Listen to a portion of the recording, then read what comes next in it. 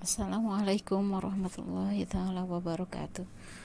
Untuk kajian kali ini yaitu Quran Surat Ali Imran surat ketiga ayat 159 dan hadis tentang demokrasi dalam Islam. Sebelum kita lanjut, harus kita ketahui dulu pengertian dari demokrasi. Demokrasi berasal dari bahasa Yunani, yaitu demokratia atau kekuasaan yang terbentuk dari kata demos, yaitu rakyat, dan kratos, yaitu kekuasaan atau kekuatan. Al-Quran menjelaskan secara umum atau garis besar tentang bentuk masyarakat yang ideal di masa mendatang. Namun, Al-Quran sebagai kitab petunjuk dan rahmat bagi manusia tetap memberikan petunjuk mengenai ciri-ciri dan kualitas masyarakat yang baik. Ada 64 kata umat yang tertuang dalam Al-Quran. Al-Quran memerintahkan untuk memikirkan satu bentuk masyarakat dengan kualitas-kualitas tertentu. Oleh sebab itu, sangat mungkin umat Islam membangun tatanan masyarakat yang ideal berdasarkan Al-Quran. Al-Quran sering menggunakan istilah tertentu dalam menjelaskan bentuk masyarakat ideal, antara lain ummatan wahidah, ummatan wasyaton, dan khairul ummah.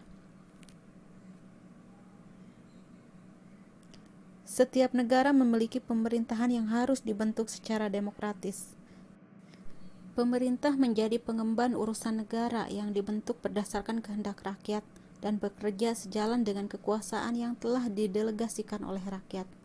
Begitu juga, pemerintah harus dibentuk dan diselenggarakan dengan memegang teguh prinsip musyawarah dan memberikan kebebasan yang seluas-luasnya bagi masyarakat untuk menyatakan pendapat. Sejalan dengan itu, pemerintah harus mengembangkan pendekatan kepada rakyat berlandaskan prinsip-prinsip kasih sayang, simpati, dan kebesaran hati.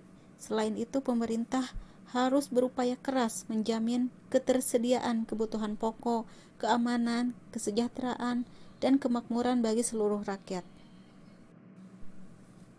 Quran Surat Ali Imran surat ketiga ayat 159 tentang demokrasi. A'udzu billahi minasy syaithanir rajim. Bismillahirrahmanirrahim. Fabima rahmatin minallahi linta lahum walau kunta fazzan ghalidhal qalbi lanfaddu min hawlik fa'fu anhum wastaghfir lahum washawirhum fil amr fa'idza 'azamta fatawakkal 'alallah innallaha yuhibbul mutawakkilin. Artinya, maka berkat rahmat Allah, engkau Muhammad berlaku lemah lembut terhadap mereka. Sekiranya engkau bersikap keras dan berhati kasar, tentulah mereka menjauhkan diri dari sekitarmu. Karena itu, maafkanlah mereka dan mohonkanlah ampunan untuk mereka, dan bermusyawarahlah dengan mereka dalam urusan itu. Kemudian apabila engkau telah membulatkan tekad, maka bertawakallah kepada Allah.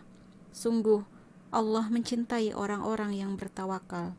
Quran Surat Ali Imran surat ketiga ayat 110. Baik, kita lanjut ke kajian tajwidnya. Yang pertama, fabima,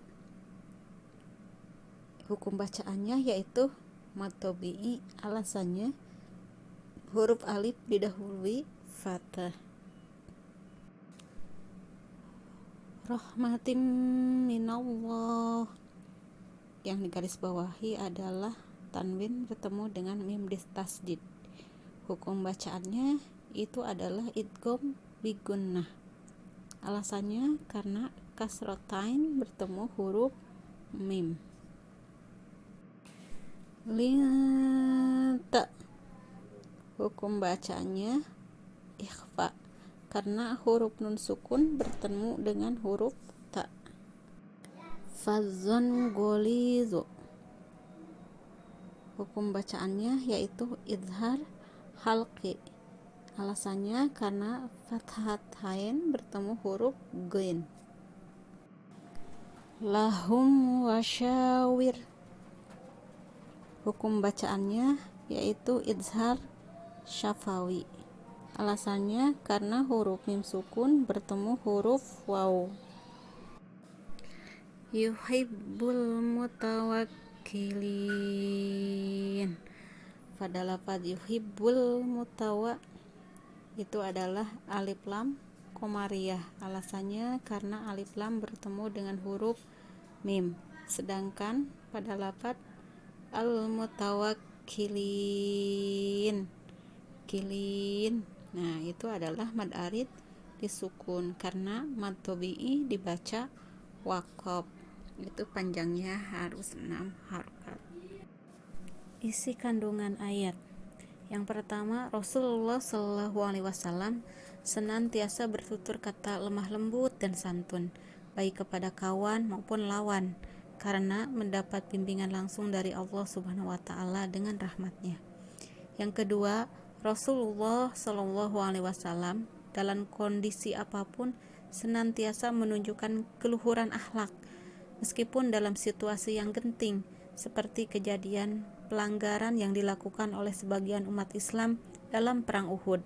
Namun beliau tetap bersikap lemah lembut, bahkan memaafkan dan memohonkan ampun bagi mereka.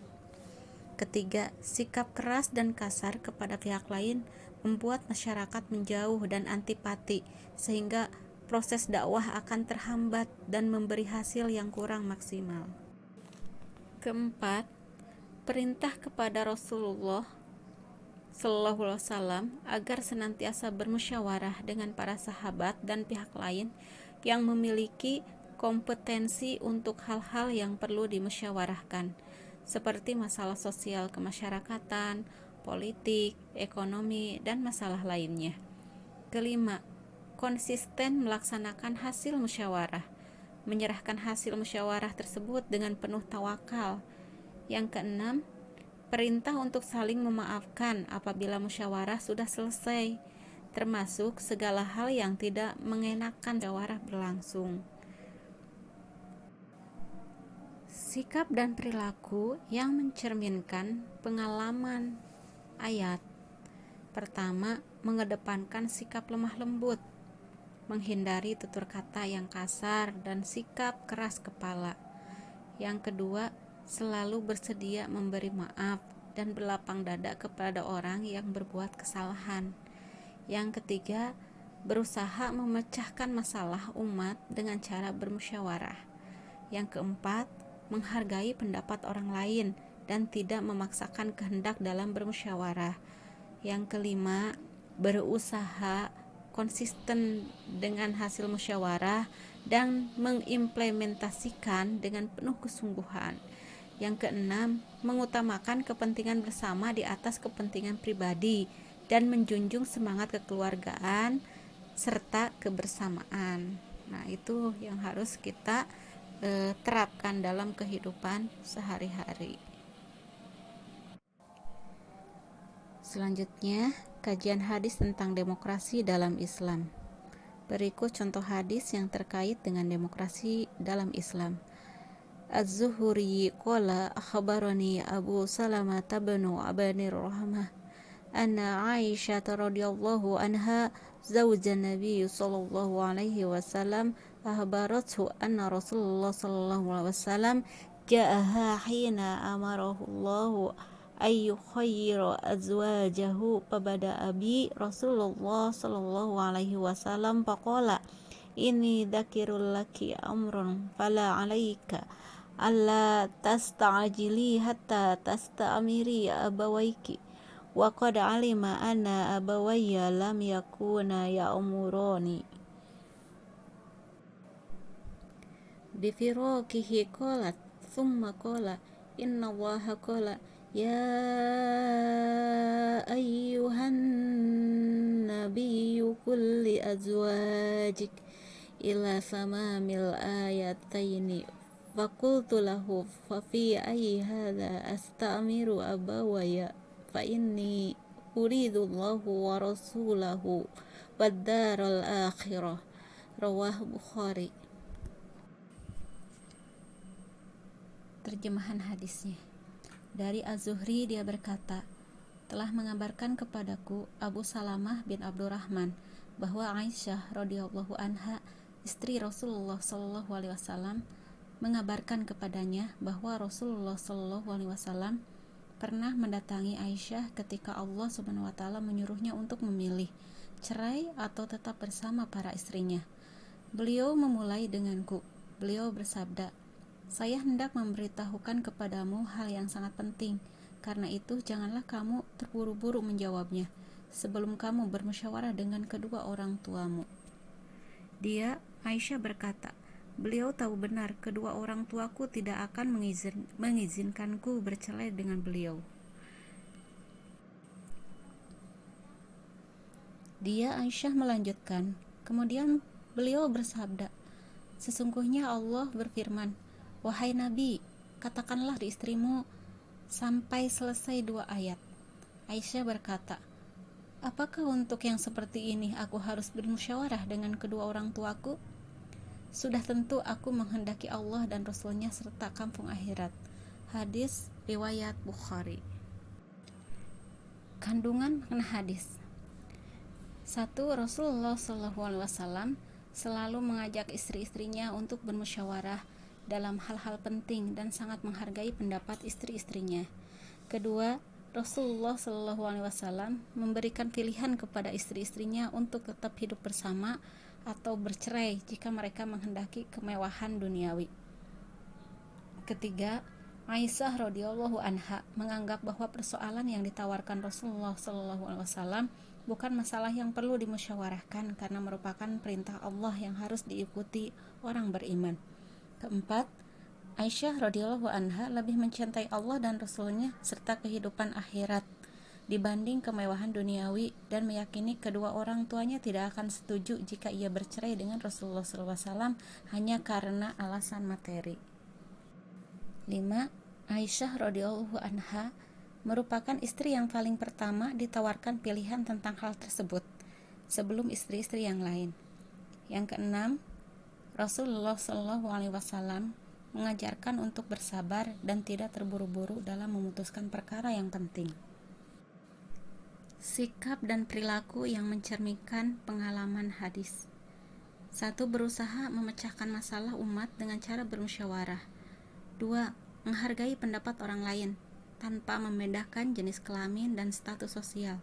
Ketiga, mendahulukan ketaatan kepada Allah dan Rasulnya dengan melaksanakan hal-hal yang diperintahkan dengan jelas dan tidak memerlukan musyawarah, seperti kewajiban melaksanakan rukun Islam dan prinsip Islam yang lain.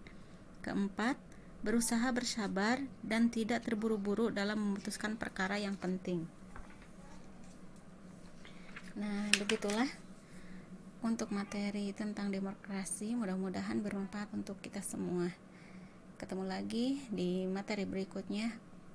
Akhirul kalam. Wassalamualaikum warahmatullahi taala wabarakatuh.